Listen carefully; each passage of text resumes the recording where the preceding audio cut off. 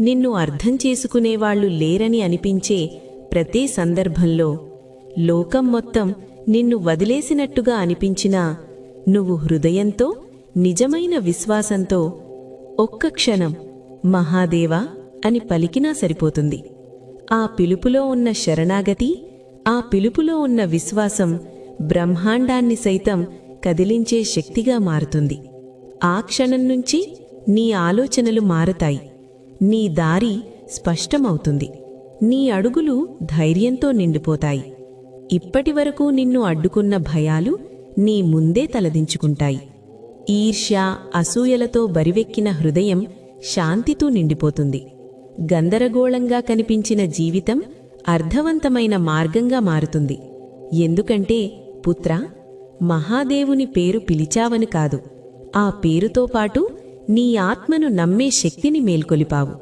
అది భగవంతుని యొక్క కృప మాత్రమే కాదు పుత్రా, నీ లోపలే నిద్రపోతున్న శక్తి, నీ నిజమైన ఆత్మవిశ్వాసం, నీ దివ్య బలం.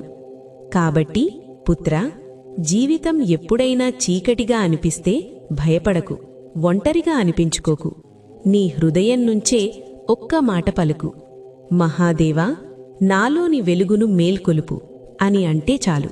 నీ బ్రహ్మాండం నీకు అనుకూలంగా పనిచెయ్యడం ప్రారంభమవుతుంది. నీ ప్రయాణం మరింత శక్తివంతమవుతుంది.